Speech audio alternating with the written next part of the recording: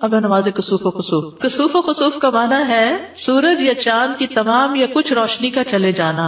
ٹھیک ہے. کسوف سورج گرہن کے لیے اور خسوف چاند گرہن کے لیے. چاند گرہن کا سبب ظاہری کیا ہے کہ زمین چاند اور سورج کے درمیان حائل ہو جاتی ہے تو شیڈ سا آ جاتا ہے اس کے اوپر، سورج کے اوپر یا چاند. پھر تھوڑی روشنی چلی جاتی ہے، زیادہ چلی جاتی ہے. یہ دونوں اللہ کی نشانیاں ہیں اور ان میں تبدیلی آنا یہ بھی اللہ کی نشانی ہے. اور ان نشانیوں کے ذریعے اللہ اپنے بندوں کو ڈراتا ہے. سورۃ الاسراء میں آتا ہے وَمَا نُرْسِلُ بِالْآيَاتِ إِلَّا تَخْوِيفًا، تاکہ بندے جو ہیں وہ اللہ کی طرف متوجہ ہوں. یہ کوئی فن کا وقت نہیں ہوتا بلکہ اللہ کی طرف متوجہ ہونے کا وقت ہوتا ہے. سورج اور چاند اللہ کی دو نشانیوں میں سے ہیں. اللہ سورج کو گرہن اور چاند کو گرہن لگا کر اپنے بندوں کو قیامت کا دن یاد کراتا ہے کہ اس دن ان کی روشنی ختم ہو جائے گی. اللہ تعالیٰ نے فرمایا فَإِذَا بَرِقَ الْبَصَرُ وَخَسَفَ الْقَمَرُ وَجُمِعَ الشَّمْسُ وَالْقَمَرُ، جب نظر پتھرا جائے گی اور چاند بے نور ہو جائے گا اور سورج اور چاند جمع کر دیے جائیں گے. لہٰذا یہ نشانی اس دن کی یاد دلاتی ہے. جب آپ صلی اللہ علیہ وسلم کے دور میں ایسا ہوا تو آپ گھبرا کر نماز کی طرف دوڑے. اس موقع پر آپ کا ڈرنا اور تیزی سے آپ اٹھے. آپ کو خوف لاحق ہوا کہ کہیں قیامت تو نہیں آ گئی. آپ مسجد میں تشریف لائے اور پھر بہت طویل قیام، رکوع اور سجدے کے ساتھ نماز پڑھائی. ٹھیک ہے. صحابی کہتے ہیں میں نے کبھی آپ کو نہیں دیکھا کہ کسی نماز میں آپ نے ایسا کیا ہو. پھر آپ نے فرمایا بے شک یہی نشانیاں جو اللہ بھیجتا ہے یہ کسی کی موت یا کسی کی زندگی کی بنا پہ نہیں ہوتی، یعنی توہمات میں نہیں پڑھنا چاہیے، بلکہ اللہ ان کو بھیجتا ہے تاکہ ان کے ذریعے بندوں کو خوف دلائے. یہ صحیح مسلم کی روایت ہے. اس میں آپ دیکھیے کہ ہمارے یہاں بڑے توہمات ہیں، یعنی چاند اور سورج گرہن کے ساتھ شامت آتی ہے حاملہ خاتون کی کہ اس نے لیٹنا نہیں ہے اور اس کو چلتے ہی رہنا ہے ورنہ بچے کے منہ پہ داغ پڑ جائے گا، اور اس قسم کی بہت سی باتیں. اس موقع پر نبی صلی اللہ علیہ وسلم کے بیٹے فوت ہوئے تھے تو لوگوں نے اس کو اس سے منسوب کر لیا کہ اس وجہ سے یہ گہن ہوا ہے کیونکہ ابراہیم کی وفات ہوئی، یعنی اس کے ساتھ ہی ہوا. تو آپ نے فرمایا اس کا کسی کی موت سے کوئی تعلق نہیں، یعنی یہ نہیں کہ کسی ملک کا سربراہ وہ مر جائے گا کیونکہ اس کے ہوتے ہوئے سورج گرہن یا چاند گرہن لگ گیا. عبداللہ ابن عمر کہتے ہیں کہ رسول اللہ صلی اللہ علیہ وسلم کے زمانے میں سورج کو گرہن لگ گیا تو رسول اللہ صلی اللہ علیہ وسلم نماز کے لیے کھڑے ہوئے، لوگ بھی آپ کے ساتھ کھڑے ہوئے. تو دوسری رکعت کے آخری سجدے میں آپ ہانپنے اور رونے لگے. آپ کہہ رہے تھے لم تعدنی ھذا وانا فیہم، لم تعدنی ھذا ونحن نستغفر. اے اللہ تو نے مجھ سے اس کا وعدہ نہیں کیا تھا جبکہ میں ان میں موجود ہوں، تو نے مجھ سے اس کا وعدہ نہیں کیا جبکہ ہم تجھ سے بخشش مانگتے ہوں. پھر آپ نے سر اٹھایا تب سورج صاف ہو چکا تھا. پھر رسول اللہ صلی اللہ علیہ وسلم اٹھے اور لوگوں سے خطاب فرمایا. پہلے اللہ کی حمد و ثنا بیان کی، پھر فرمایا بے شک سورج اور چاند اللہ کی نشانیوں میں سے دو نشانیاں، جب تم ان میں سے کسی کا گرہن دیکھو تو اللہ کے ذکر کی طرف دوڑو. اور آپ نے فرمایا کہ کسی کی موت اور حیات سے اس کا تعلق نہیں ہے، یعنی توہمات میں مت پڑھو. اور چونکہ آپ نے اس کا حکم دیا تھا پڑھنے کے لیے، لیکن پھر بھی نفلی نماز ہے، اگر کسی مجبوری سے انسان نہ پڑھ سکے تو کوئی بات نہیں. اس کے لیے اذان نہیں ہوتی لیکن اعلان ہوتا ہے ان الصلاۃ جامعۃ. اگر حرم میں کبھی آپ ہوں تو وہاں ان الصلاۃ جامعۃ کی آواز کے ساتھ نماز کے لیے بلاتے ہیں اور لمبی نماز پڑھاتے ہیں. اور اس میں حضرت عائشہ کہتی ہے کہ سورج بے نور ہوا ایک بار آپ کی زندگی میں، آپ مسجد میں تشریف لے گئے، لوگوں نے آپ کے پیچھے صفیں بنائی اور پھر آپ نے تکبیر تحریمہ کہی. مرد اور عورتیں سبھی پڑھتے ہیں. حضرت عائشہ بھی پڑھ رہی تھی، حضرت اسماء نے دیکھا اور پھر وہ بھی شروع ہو گئی. اور اس کا طریقہ تھوڑا سا مختلف ہے نماز کا. اس میں تکبیر تحریمہ کہے، پھر دعائے استفتاح پڑھے، پھر تعوذ پڑھے، اس کے بعد سورۃ الفاتحہ کے ساتھ سورت ملائے اور لمبی قرات کرے.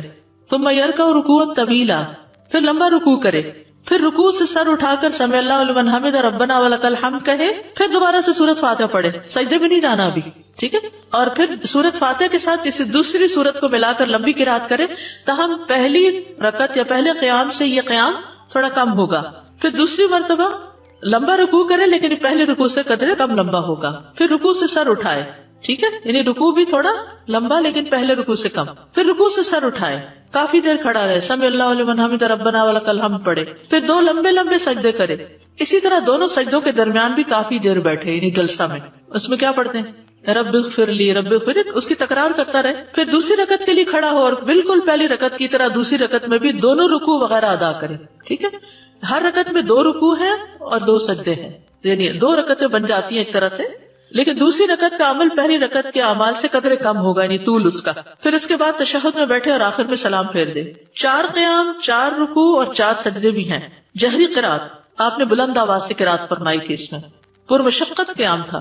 حضرت عائشہ کہتی ہے کہ رسول اللہ صلی اللہ علیہ وسلم کے زمانے میں سورج کو گرہن لگ گیا تو آپ نے بڑا پرمشقت قیام، یعنی بہت دیر کھڑے رہے، لمبا قیام کیا.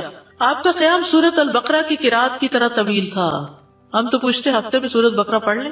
اسماء بنت ابی بکر سے روایت، انہوں نے کہا کہ ایک دن نبی صلی اللہ علیہ وسلم تیزی سے لپک کر گئے. کہا ان کی مراد اس دن سے تھی جس دن سورج گرہن لگا ہوا تھا. تو جلدی میں آپ نے قمیص اٹھا لی، حتیٰ کہ آپ کو چادر لا کر دی گئی تو آپ نے لوگوں کو امامت کراتے ہوئے انتہائی طویل قیام کیا. اگر کوئی ایسا انسان آتا جس کو یہ پتا نہ ہوتا کہ آپ قیام کے بعد رکوع کر چکے ہیں تو اس قیام کی لمبائی پر وہ کبھی نہ کہہ سکتا کہ آپ ایک دفعہ رکوع کر چکے ہیں. طویل رکوع اور سجود. پھر نماز کے بعد خطبہ دینا. گرہن لگنے پر کرنے کے کام کیا ہے؟ ذکر، دعا اور استغفار کی طرف لپکنا، کثرت سے استغفار کرنا، تسبیح، تحمید اور تہلیل کہنا، عذاب قبر سے پناہ مانگنا. آپ نے جب طویل قیام کیا تو فراغت کے بعد جو کچھ اللہ نے چاہا اسے بیان کیا اور پھر لوگوں کو حکم دیا کہ وہ عذاب قبر سے پناہ مانگے. صدقہ کرنا. سنن نبی داؤد کی روایت میں آتا ہے کہ جب تم یہ کیفیت دیکھو تو دعا کیا کرو، تکبیر بیان کرو اور صدقہ کیا کرو. غلام آزاد کرنا. اسماء رضی اللہ عنہ کہتی ہیں کہ نبی صلی اللہ علیہ وسلم نماز کسوف کے موقع پر غلام آزاد کرنے کا حکم دیا کرتے تھے. تو کسوف کی نماز دن میں ہوگی اور چاند گرہن کی رات میں ہوگی. اب ہے نماز کسوف و خسوف. کسوف و خسوف کا معنی ہے سورج یا چاند کی تمام یا کچھ روشنی کا چلے جانا. ٹھیک ہے. کسوف سورج گرہن کے لیے اور خسوف چاند گرہن کے لیے. چاند گرہن کا سبب ظاہری کیا ہے کہ زمین چاند اور سورج کے درمیان حائل ہو جاتی ہے تو شیڈ سا آ جاتا ہے اس کے اوپر، سورج کے اوپر یا چاند. پھر تھوڑی روشنی چلی جاتی ہے، زیادہ چلی جاتی ہے. یہ دونوں اللہ کی نشانیاں ہیں اور ان میں تبدیلی آنا یہ بھی اللہ کی نشانی ہے. اور ان نشانیوں کے ذریعے اللہ اپنے بندوں کو ڈراتا ہے. بھی سورۃ الاسراء میں آتا ہے وما نرسل بالآیات الا تخویفا، تاکہ بندے جو ہیں وہ اللہ کی طرف متوجہ ہوں. یہ کوئی فن کا وقت نہیں ہوتا بلکہ اللہ کی طرف متوجہ ہونے کا وقت ہوتا ہے. سورج اور چاند اللہ کی دو نشانیوں میں سے ہے. اللہ سورج کو گرہن اور چاند کو گرہن لگا کر اپنے بندوں کو قیامت کا دن یاد کراتا ہے کہ اس دن ان کی روشنی ختم ہو جائے گی. اللہ تعالیٰ نے فرمایا فَإِذَا بَرِقَ الْبَصَرُ وَخَسَفَ الْقَمَرُ وَجُمِعَ الشَّمْسُ وَالْقَمَرُ، جب نظر پتھرا جائے گی اور چاند بے نور ہو جائے گا اور سورج اور چاند جمع کر دیے جائیں گے. لہٰذا یہ نشانی اس دن کی یاد دلاتی ہے. جب آپ صلی اللہ علیہ وسلم کے دور میں ایسا ہوا تو آپ گھبرا کر نماز کی طرف دوڑے. اس موقع پر آپ کا ڈرنا اور تیزی سے آپ اٹھے. آپ کو خوف لاحق ہوا کہ کہیں قیامت تو نہیں آ گئی. آپ مسجد میں تشریف لائے اور پھر بہت طویل قیام، رکوع اور سجدے کے ساتھ نماز پڑھائی. ٹھیک ہے. صحابی کہتے ہیں میں نے کبھی آپ کو نہیں دیکھا کہ کسی نماز میں آپ نے ایسا کیا ہو. پھر آپ نے فرمایا بے شک یہی نشانی ہے جو اللہ بھیجتا ہے. یہ کسی کی موت یا کسی کی زندگی کی بنا پہ نہیں ہوتی، یعنی توہمات میں نہیں پڑھنا چاہیے، بلکہ اللہ ان کو بھیجتا ہے تاکہ ان کے ذریعے بندوں کو خوف دلائے. یہ صحیح مسلم کی روایت ہے. اس میں آپ دیکھیے کہ ہمارے یہاں بڑے توہمات ہیں، یعنی چاند اور سورج گرہن کے ساتھ. شامت آتی ہے حاملہ خاتون کی کہ اس نے لیٹنا نہیں ہے اور اس کو چلتے ہی رہنا ہے ورنہ بچے کے منہ پہ داغ پڑ جائے گا، اور اس قسم کی بہت سی باتیں. اس موقع پر نبی صلی اللہ علیہ وسلم کے بیٹے فوت ہوئے تھے تو لوگوں نے اس کو اس سے منسوب کر لیا کہ اس وجہ سے یہ گہن ہوا ہے کیونکہ ابراہیم کی وفات ہوئی، یعنی اس کے ساتھ ہی ہوا. تو آپ نے فرمایا اس کا کسی کی موت سے کوئی تعلق نہیں. یعنی یہ نہیں کہ کسی ملک کا سربراہ وہ مر جائے گا کیونکہ اس کے ہوتے ہوئے سورج گرہن یا چاند گرہن لگ گیا. عبداللہ ابن عمر کہتے ہیں کہ رسول اللہ صلی اللہ علیہ وسلم کے زمانے میں سورج کو گرہن لگ گیا تو رسول اللہ صلی اللہ علیہ وسلم نماز کے لیے کھڑے ہوئے، لوگ بھی آپ کے ساتھ کھڑے ہوئے. تو دوسری رکعت کے آخری سجدے میں آپ ہانپنے اور رونے لگے. آپ کہہ رہے تھے لم تعدنی ھذا وانا فیہم، لم تعدنی ھذا ونحن نستغفر. اللہ تو نے مجھ سے اس کا وعدہ نہیں کیا تھا جبکہ میں ان میں موجود ہوں. تو نے مجھ سے اس کا وعدہ نہیں کیا جبکہ ہم تجھ سے بخشش مانگتے ہوں. پھر آپ نے سر اٹھایا، تب سورج صاف ہو چکا تھا. پھر رسول اللہ صلی اللہ علیہ وسلم اٹھے اور لوگوں سے خطاب فرمایا. پہلے اللہ کی حمد و ثنا بیان کی، پھر فرمایا بے شک سورج اور چاند اللہ کی نشانیوں میں سے دو نشانیاں ہیں. جب تم ان میں سے کسی کا گرہن دیکھو تو اللہ کے ذکر کی طرف دوڑو. اور آپ نے فرمایا کہ کسی کی موت اور حیات سے اس کا تعلق نہیں ہے، یعنی توہمات میں مت پڑھو. اور چونکہ آپ نے اس کا حکم دیا تھا پڑھنے کے لیے، لیکن پھر بھی نفلی نماز ہے، اگر کسی مجبوری سے انسان نہ پڑھ سکے تو کوئی بات نہیں. اس کے لیے اذان نہیں ہوتی لیکن اعلان ہوتا ہے ان الصلاۃ جامعۃ. اگر حرم میں کبھی آپ ہوں تو وہاں ان الصلاۃ جامعۃ کی آواز کے ساتھ نماز کے لیے بلاتے ہیں اور لمبی نماز پڑھاتے ہیں. اور اس میں حضرت عائشہ کہتی ہیں کہ سورج بے نور ہوا ایک بار آپ کی زندگی میں، آپ مسجد میں تشریف لے گئے، لوگوں نے آپ کے پیچھے صفیں بنائی اور پھر آپ نے تکبیر تحریمہ کہی. مرد اور عورتیں سبھی پڑھتے ہیں. حضرت عائشہ بھی پڑھ رہی تھی، حضرت اسماء نے دیکھا اور پھر وہ بھی شروع ہو گئی. اور اس کا طریقہ تھوڑا سا مختلف ہے نماز کا. اس میں تکبیر تحریمہ کہے، پھر دعائے استفتاح پڑھے، پھر تعوذ پڑھے، اس کے بعد سورۃ الفاتحہ کے ساتھ سورت ملائے اور لمبی قرات کرے.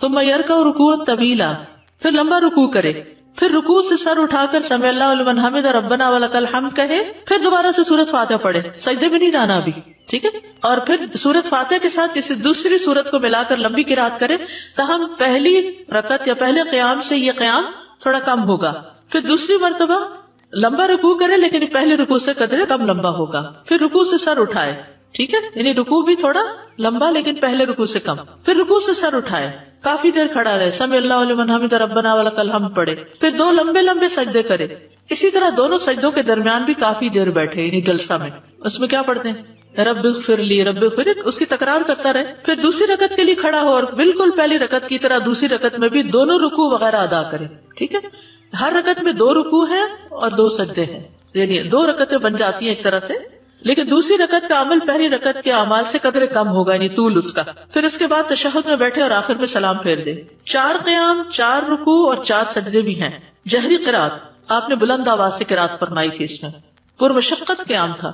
حضرت عائشہ کہتی ہے کہ رسول اللہ صلی اللہ علیہ وسلم کے زمانے میں سورج کو گرہن لگ گیا تو آپ نے بڑا پرمشقت قیام، یعنی بہت دیر کھڑے رہے، لمبا قیام کیا۔ آپ کا قیام سورۃ البقرہ کی قرات کی طرح طویل تھا۔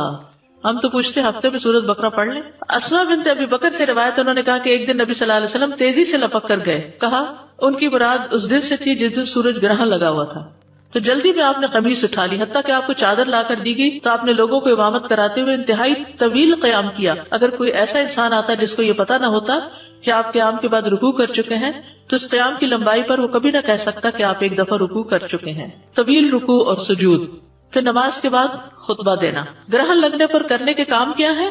ذکر، دعا اور استغفار کی طرف لپکنا، کثرت سے استغفار کرنا، تسبیح، تحمید اور تہلیل کہنا، عذاب قبر سے پناہ مانگنا۔ آپ نے جب طویل قیام کیا تو فراغت کے بعد جو کچھ اللہ نے چاہا اسے بیان کیا اور پھر لوگوں کو حکم دیا کہ وہ عذاب قبر سے پناہ مانگے۔ صدقہ کرنا، سنن نبی داؤد کی روایت میں آتا ہے کہ جب تم یہ کیفیت دیکھو تو دعا کیا کرو، تکبیر بیان کرو اور صدقہ کیا کرو۔ غلام آزاد کرنا، اسماء رضی اللہ عنہ کہتی ہیں کہ نبی صلی اللہ علیہ وسلم نماز کسوف کے موقع پر غلام آزاد کرنے کا حکم دیا کرتے تھے۔ تو کسوف کی نماز دن میں ہوگی اور چاند گرہن کی رات میں ہوگی۔